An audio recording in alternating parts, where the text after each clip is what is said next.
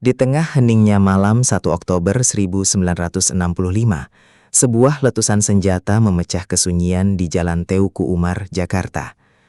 Kita sering mendengar nama-nama jenderal besar yang gugur, tapi tahukah kalian siapa orang pertama yang berani mengangkat senjata melawan para penculik malam itu?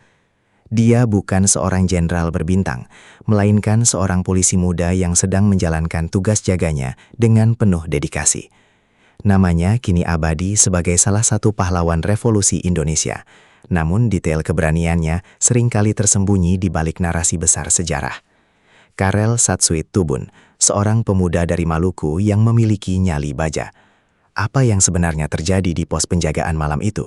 Mengapa dia menjadi target pertama dalam operasi yang mengguncang republik ini?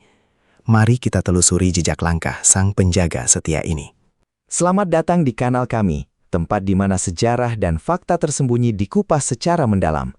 Hari ini, kita akan membahas sosok Karel Satsuit Tubun, pahlawan yang integritasnya tidak goyah meski maut menjemput. Kita akan melihat bagaimana perjalanannya dari seorang pemuda desa di Maluku hingga menjadi pengawal setia di ibu kota. Video ini tidak hanya akan membahas tragedi tersebut, tapi juga tentang dedikasi seorang anggota Polri yang memegang teguh sumpahnya. Pastikan kalian menyimak hingga akhir untuk memahami konteks sejarah yang sangat penting ini. Siapkan diri kalian untuk perjalanan waktu menuju salah satu malam paling kelam dalam sejarah Indonesia. Kisah ini dimulai jauh dari hiruk-pikuk Jakarta, tepatnya di Rumah Dian, Maluku Tenggara. Karel Satsuit Tubun lahir pada 14 Oktober 1928 di sebuah lingkungan yang menjunjung tinggi nilai-nilai keberanian dan kejujuran. Sejak kecil, Karel dikenal sebagai anak yang disiplin dan memiliki fisik yang kuat, ciri khas pemuda pesisir yang terbiasa dengan alam. Maluku saat itu adalah tanah yang melahirkan banyak pejuang, dan semangat itu mengalir deras dalam darah Karel. Dia tumbuh dengan menyaksikan perubahan zaman, dari masa penjajahan hingga fajar kemerdekaan Indonesia. Impiannya sederhana namun mulia. Dia ingin mengabdi pada negara yang baru saja merdeka ini melalui jalur keamanan. Setelah menyelesaikan pendidikan dasarnya, Karel memutuskan untuk merantau dan mengejar mimpinya.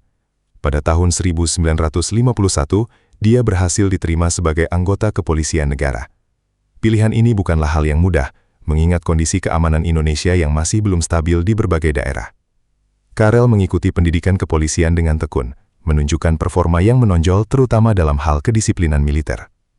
Dia kemudian bergabung dengan Brigade Mobil atau BRIMOB, unit elit kepolisian yang sering diterjunkan dalam tugas-tugas beresiko tinggi. Disinilah karakter Karel sebagai prajurit tangguh mulai terbentuk, di mana loyalitas adalah harga mati. Tugas pertamanya membawa dia ke berbagai medan konflik di tanah air. Karel terlibat dalam operasi penumpasan pemberontakan DITII di Jawa Barat, sebuah pengalaman yang menguji mental dan kemampuannya di lapangan. Dia belajar bagaimana menghadapi musuh dalam situasi yang tidak terduga dan bagaimana menjaga kewaspadaan di zona merah. Prestasi dan dedikasinya membuatnya dipercaya untuk naik pangkat secara bertahap. Rekan-rekannya mengenal Karel sebagai sosok yang tidak banyak bicara, namun sangat cekapan dalam bekerja. Dia adalah tipe prajurit yang akan melaksanakan perintah hingga tuntas tanpa banyak mengeluh, sebuah kualitas yang nantinya akan sangat krusial di Jakarta. Pada awal tahun 1960-an, Karel dipindahkan ke Jakarta, jantung pemerintahan Indonesia. Penempatan ini dianggap sebagai sebuah kehormatan, sekaligus tanggung jawab besar. Jakarta saat itu sedang membara dengan suhu politik yang sangat tinggi antara berbagai faksi. Karel ditugaskan untuk menjaga keamanan di lingkungan perumahan para pejabat tinggi negara. Disinilah dia mulai menetap dan berkeluarga, menjalani kehidupan sebagai polisi ibu kota yang bersahaja. Meski tinggal di kota besar, Karel tetap mempertahankan kepribadiannya yang rendah hati dan ramah kepada tetangga, namun tetap sangat profesional saat mengenakan seragam kebesarannya. Karel kemudian mendapatkan tugas khusus yang sangat prestisius, yaitu menjadi pengawal di kediaman Wakil Perdana Menteri II, Dr. J. Laimena. Rumah Laimena terletak di Jalan Teuku Umar, bertetangga sangat dekat dengan kediaman Jenderal A.H. Nasution. Tugas ini menuntut tingkat kewaspadaan yang luar biasa karena situasi politik yang semakin tidak menentu. Karel menyadari bahwa posisinya bukan sekedar menjaga pintu, melainkan menjaga simbol negara. Dia seringkali harus berjaga hingga larut malam, memastikan tidak ada gangguan sekecil apapun yang mendekati kediaman tersebut. Di lingkungan ini, Karel sangat dihormati karena sikapnya yang tegas namun sopan. Sebagai seorang prajurit Brimob, Karel selalu siap dengan senjatanya. Dia dikenal sangat disiplin dalam merawat peralatan tempurnya. Teman-temannya sering melihat dia memeriksa magazin senapan Owen-nya secara berkala, memastikan setiap butir peluru siap digunakan jika keadaan darurat terjadi. Kehidupan sehari-harinya di Jakarta dipenuhi dengan rutinitas patroli dan penjagaan yang ketat. Namun, di balik seragamnya yang kaku, Karel adalah sosok yang sangat mencintai keluarganya. Dia selalu berusaha meluangkan waktu untuk anak-anaknya di sela-sela jadwal jaga yang padat, memberikan teladan tentang apa artinya menjadi seorang pelindung bagi keluarga dan negara. Kita perlu memahami suasana Jakarta di tahun 1965 untuk mengerti beban yang dipikul Karel. Ketegangan antara militer dan faksi politik tertentu sudah mencapai titik didih. Isu-isu tentang kudeta dan Dewan Jenderal berhembus kencang di setiap sudut kota. Sebagai aparat keamanan, Karel tentu mendengar desas-desus ini. Namun, fokus utamanya tetap pada perintah atasan. Dia tidak membiarkan politik mengganggu tugasnya sebagai penjaga keamanan. Malam-malam di Jakarta terasa lebih berat dan sunyi dari biasanya. Seolah-olah kota itu sedang menahan napas, menunggu sesuatu yang besar terjadi. Karel tetap terjaga, berdiri kokoh di pos penjagaannya. Memasuki akhir September 1965, pergerakan rahasia mulai dilakukan oleh sekelompok orang yang menamakan diri mereka Gerakan 30 September. Mereka merencanakan penculikan terhadap beberapa jenderal tinggi Angkatan Darat. Area di sekitar Jalan Teuku Umar menjadi salah satu titik paling krusial dalam rencana ini, karena target utama mereka, Jenderal A.H. Nasution, tinggal di sana. Karena rumah J. Leimena berada persis di sebelah rumah Nasution, Karel Satsuit-Tubun secara tidak langsung berada di garis depan area konflik yang akan segera meledak. Tanpa dia sadari, malam itu akan menjadi ujian terakhir bagi loyalitas dan keberaniannya. Malam tanggal 30 September 1965 berjalan seperti biasa bagi Karel. Dia berangkat menuju pos penjagaan di rumah Dr. Leimena untuk tugas jaga malam. Udara Jakarta terasa lembab dan tenang. Tidak ada tanda-tanda kegaduhan yang mencurigakan di awal shiftnya. Karel menyapa rekan-rekan penjaga lainnya dengan ramah sebelum mengambil posisi. Dia tahu bahwa malam ini dia harus ekstra waspada karena adanya isu demonstrasi besar-besaran yang mungkin terjadi esok hari. Dengan senapan Owen tersampir di bahunya, dia mulai mengawasi setiap pergerakan di jalanan yang mulai sepi dari kendaraan. Jam menunjukkan pukul 3.30 dini hari pada tanggal 1 Oktober. Di saat sebagian besar warga Jakarta sedang terlelap, beberapa truk militer mulai bergerak mendekati area Menteng.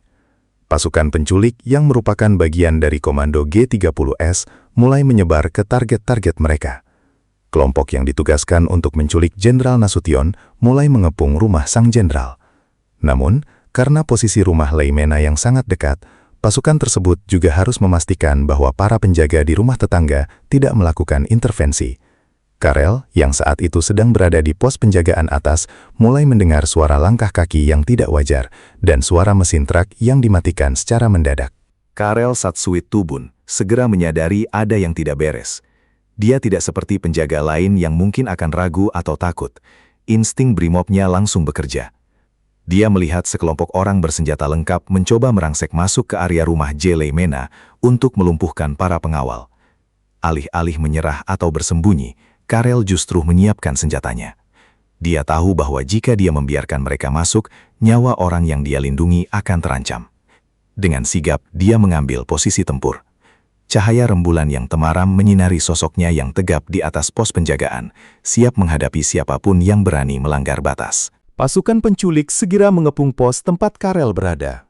Mereka berteriak memerintahkan Karel untuk menyerahkan senjatanya dan angkat tangan. Namun, Karel Satsuit-Tubun bukanlah seorang pengecut. Baginya, menyerahkan senjata adalah bentuk pengkhianatan terhadap tugas dan negara. Dia membalas perintah tersebut dengan tembakan peringatan. Kontak senjata pun tidak terelakkan lagi. Di tengah kegelapan, percikan api keluar dari laras senapan Owen milik Karel. Dia bertarung sendirian melawan kepungan pasukan yang jumlahnya jauh lebih banyak. Keberaniannya ini sempat mengejutkan para penyerbu yang mengira akan mendapatkan perlawanan yang mudah. Suara baku tembak di rumah Lemena itu sebenarnya menjadi alarm bagi keluarga Jenderal Nasution yang berada tepat di sebelah. Karena perlawanan gigih dari Karel, operasi penculikan di rumah Nasution menjadi sedikit terhambat dan penuh kegaduhan. Karel terus menekan musuh dengan tembakan-tembakannya, berpindah dari satu titik ke titik lain di area pos untuk mengelabui lawan. Namun, jumlah musuh yang terlalu banyak mulai menyudutkannya. Peluru-peluru musuh mulai menghujani tembok di sekitarnya.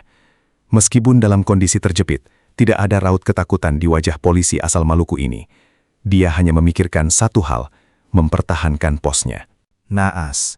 Dalam sebuah baku tembak yang sengit, beberapa butir peluru musuh berhasil menembus tubuh Karel. Dia terjerebab, namun masih berusaha untuk bangkit dan memberikan perlawanan terakhir. Kekuatan fisiknya yang luar biasa membuatnya mampu bertahan beberapa saat, meski luka yang dideritanya sangat parah. Pasukan penyerbu yang melihat Karel sudah tak berdaya, akhirnya mendekat. Mereka tidak menyangka bahwa seorang penjaga rumah akan memberikan perlawanan sehebat itu. Karel Satsuwitubun akhirnya menghembuskan nafas terakhirnya di tempat dia bertugas. Dia gugur sebagai martir pertama dalam rangkaian tragedi berdarah malam itu. Gugurnya Karel Satsuwitubun menjadi pembuka tabir kekejaman G30S. Pasukan penculik kemudian menguasai area tersebut. Namun pengorbanan Karel tidak sia-sia. Perlawanannya memberikan waktu yang sangat berharga bagi Jenderal Nasution untuk menyadari bahaya dan melarikan diri, meskipun harus mengorbankan putrinya, Ade Irma Suryani, dan ajudannya, Pierre Tendean. Karel adalah pahlawan yang sering terlupakan dalam narasi utama, padahal dialah yang pertama kali berhadapan langsung dengan maut demi melindungi kewajiban. Jenazahnya kemudian ditemukan di lokasi penjagaan, masih mengenakan seragam kebanggaannya yang kini bersimbah darah. Kabar tentang gugurnya Karel segera sampai ke telinga pimpinan Polri dan keluarga. Kesedihan mendalam menyelimuti Korps Brigade Mobil. Mereka kehilangan salah satu putra terbaiknya yang telah menunjukkan loyalitas tanpa batas. Jenazah Karel Satsuwitubun dievakuasi dengan penuh penghormatan militer. Di tengah kekacauan politik yang melanda Jakarta saat itu, berita tentang polisi yang gugur saat menjaga rumah pejabat ini mulai menyebar. Masyarakat mulai menyadari bahwa serangan malam itu tidak hanya menyasar militer, tetapi juga siapapun yang berdiri teguh menjaga integritas negara. Pasca peristiwa tersebut, pemerintah segera memberikan penghargaan setinggi-tingginya kepada Karel Satsuwitubun. Berdasarkan surat keputusan Presiden pada tahun 1965, dia ditetapkan sebagai pahlawan revolusi. Selain itu, pangkatnya yang semula adalah agen polisi kelas 2 dinaikkan secara anumerta menjadi Ajun Inspektur Polisi 2. Ini adalah bentuk penghormatan atas keberaniannya yang luar biasa. Karel membuktikan bahwa kepahlawanan tidak mengenal pangkat. Seorang anggota polisi berpangkat rendah bisa memiliki jiwa patriotisme yang setara dengan para jenderal berbintang jika dihadapkan pada pilihan antara hidup atau kehormatan tugas. Untuk mengenang jasanya, nama KS Tubun kini diabadikan di banyak tempat di seluruh penjuru Indonesia. Hampir di setiap kota besar, kita bisa menemukan nama Jalan KS Tubun, biasanya di dekat kantor polisi atau markas Brimob. Namun, lebih dari sekedar nama jalan, sosoknya menjadi inspirasi bagi setiap anggota Polri dalam menjalankan tugas. Dia adalah simbol dari moto Satyunu Amantun Bangsa, yang berarti pengabdian sejati bagi bangsa. Setiap tahun, pada peringatan Hari Kesaktian Pancasila, nama Karel selalu disebut dengan penuh rasa hormat sebagai pengingat akan harga mahal yang harus dibayar demi kedaulatan negara. Tidak hanya nama jalan, TNI Angkatan Laut juga memberikan penghormatan dengan menamai salah satu kapal perang jenis fregat mereka dengan nama KRI Karel Satsuwitubun. Hal ini menunjukkan bahwa pengakuan atas heroisme Karel melampaui batas instansi. Dia milik seluruh rakyat Indonesia. Kapal perang ini telah bertugas selama puluhan tahun menjaga perairan Nusantara, membawa semangat yang sama dengan sang pahlawan, waspada, berani, dan tak gentar menghadapi ancaman. Kisah Karel mengajarkan kita bahwa keberanian sejati seringkali muncul dalam kesunyian, tanpa sorotan kamera, dan hanya disaksikan oleh nurani. Mari kita renungkan sejenak tentang detik-detik terakhir Karel. Bayangkan seorang diri di atas pos penjagaan, melihat puluhan orang bersenjata mendekat. Dia punya pilihan untuk menyerah, pura-pura tidak tahu, atau melarikan diri untuk menyelamatkan nyawanya sendiri demi anak dan istrinya. Namun, dia memilih untuk melawan. Pilihan itu bukan datang secara tiba-tiba, melainkan hasil dari latihan, disiplin, dan integritas yang dibangun selama bertahun-tahun. Karel Satsuit-Tubun adalah bukti nyata bahwa karakter seseorang diuji pada saat yang paling kritis dalam hidupnya. Dan dia lulus ujian itu dengan nilai tertinggi, nyawanya. Kisah Karel juga membawa pesan kuat bagi generasi muda saat ini. Seringkali kita mencari sosok pahlawan dalam film-film fiksi, padahal sejarah kita sendiri memiliki pahlawan yang jauh lebih nyata dan menginspirasi. Karel adalah putra daerah dari Maluku yang memberikan segalanya untuk Indonesia. Ini adalah bukti bahwa persatuan bangsa dibangun di atas pengorbanan orang-orang dari berbagai latar belakang suku dan daerah. Dia tidak melihat dirinya hanya sebagai orang Maluku, tapi sebagai penjaga kedaulatan Indonesia.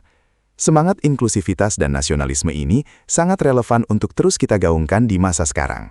Beberapa saksi mata dan rekan sejawat Karel yang masih hidup menceritakan bahwa Karel adalah sosok yang sangat rajin beribadah. Keyakinannya yang kuat memberikan dia ketenangan dalam menghadapi situasi sesulit apapun. Di mata rekan-rekannya di Brimob, Karel adalah kakak yang selalu memberikan nasihat tentang pentingnya kejujuran. Dia sering mengatakan bahwa seragam yang mereka pakai adalah amanah dari rakyat yang tidak boleh dinodai. Prinsip inilah yang dia bawa hingga napas terakhirnya. Pengaruh positifnya tetap terasa di lingkungan tempat tinggalnya lama setelah dia pergi, di mana tetangga mengenangnya sebagai polisi yang sangat baik hati. Pelajaran terpenting dari tragedi G30S melalui kacamata KS Tubun adalah tentang kewaspadaan. Sejarah mengingatkan kita bahwa stabilitas sebuah bangsa bisa hancur dalam semalam jika kita lengah. Karel memberikan hidupnya agar kita bisa belajar betapa berharganya keamanan dan kedamaian. Setiap kali kita melewati jalan KS Tubun atau melihat patungnya, seharusnya kita tidak hanya melihat itu sebagai simbol masa lalu, tapi sebagai pengingat untuk terus menjaga keutuhan bangsa. Pengorbanannya adalah fondasi bagi kita untuk membangun masa depan Indonesia yang lebih kuat dan tidak mudah dipecah belah oleh kepentingan sesaat. Makam Karel Satsuit-Tubun kini berada di Taman Makam Pahlawan Kalibata, Jakarta. Dia beristirahat di samping rekan-rekan seperjuangannya yang juga gugur dalam peristiwa yang sama. Setiap tahun, ribuan orang berziarah ke sana untuk mendoakan dan mengenang jasa-jasa mereka. Suasana di makam itu sangat tenang, kontras dengan malam penuh desingan peluru yang harus dia lalui demi negara ini.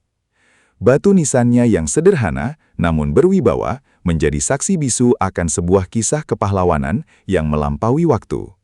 Seorang anak Maluku yang menjadi perisai bagi ibu kota negara. Sebagai penutup bagian sejarah ini, kita perlu ingat bahwa setiap pahlawan memiliki sisi manusiawi. Karel memiliki harapan, ketakutan, dan cinta seperti kita semua.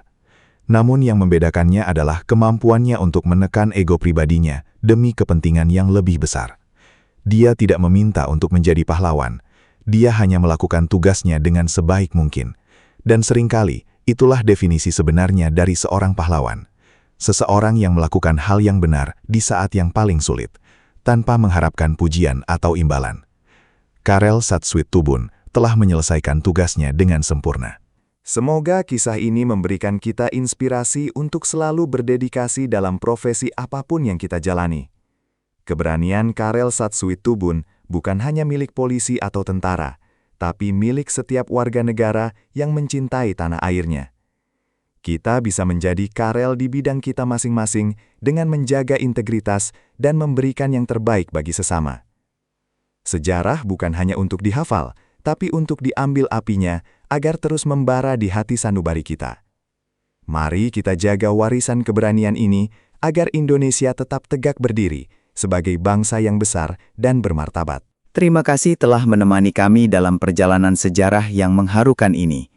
Mengenal sosok Karel Satsuit-Tubun adalah salah satu cara kita menghargai kemerdekaan yang kita nikmati hari ini. Jangan pernah lupakan mereka yang telah gugur demi merah putih.